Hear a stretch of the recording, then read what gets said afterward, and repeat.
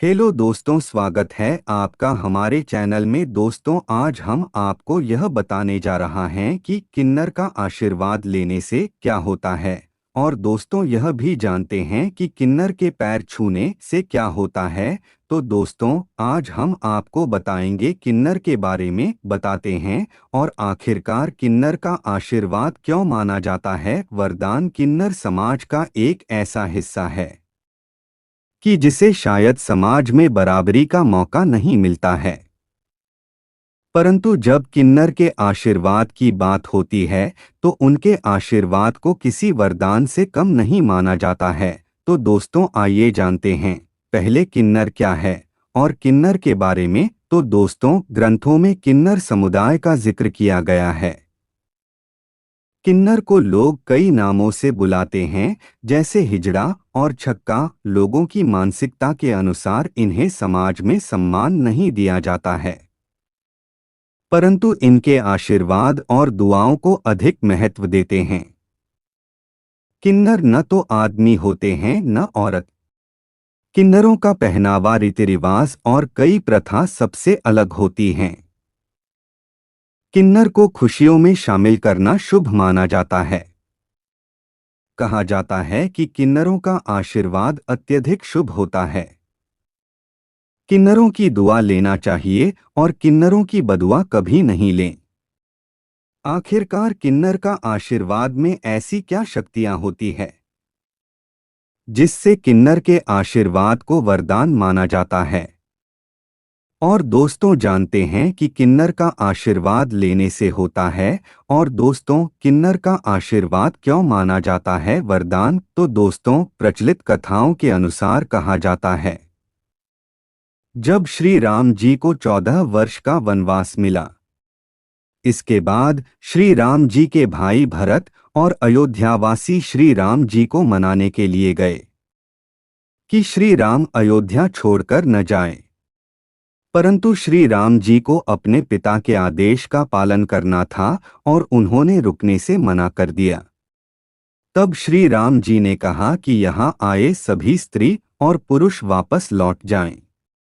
मैं 14 वर्ष पश्चात लौटकर आऊंगा। श्री राम जी के कही बात में कही किन्नर शब्द का उपयोग नहीं हुआ था।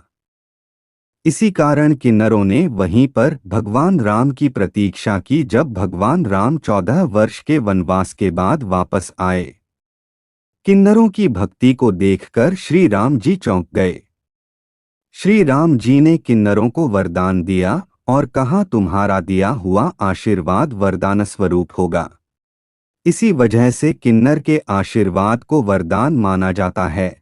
और दोस्तों, जानते हैं कि किन्नर समुदाय की रहस्यमयी बातें। तो दोस्तों, पौराणिक मान्यताओं के अनुसार शिखंडी को किन्नर माना गया है। कहा जाता है शिखंडी के कारण ही अर्जुन ने भीष्म को युद्ध में हराया था। मान्यता यह भी है कि ब्रह्मा जी की छाया से किन्नर की उत्पत्ति हुई है।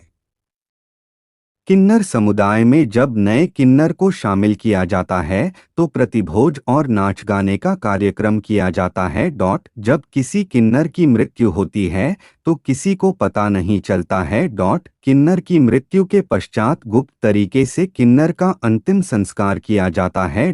मात्र एक दिन के लिए किन्नर अपने आराध्य अरावन से विवाह करते हैं।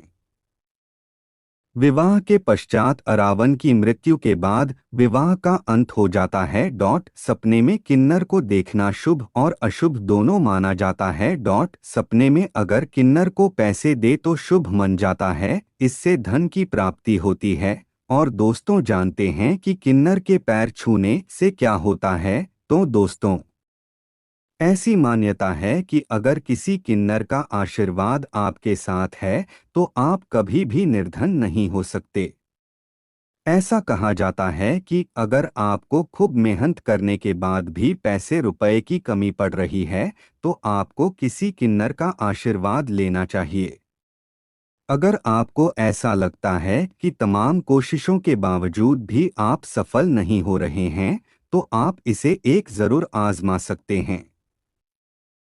नीचे दिए गए उपायों को करके आप अपनी सोई हुई किस्मत जगा सकते हैं।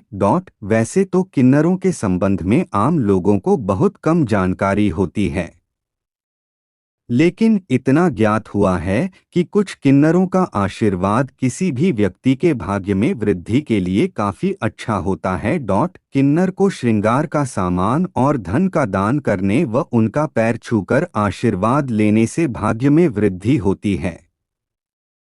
अगर आप किन्नर से 1 रुपए का सिक्का लेकर अपने पर्स में रखते हैं तो इससे भी आपकी सारी मनोकामना पूरी होगी। दोस्तों, आपको यह कहानी कैसी लगी कमेंट करके ज़रूर बताएं।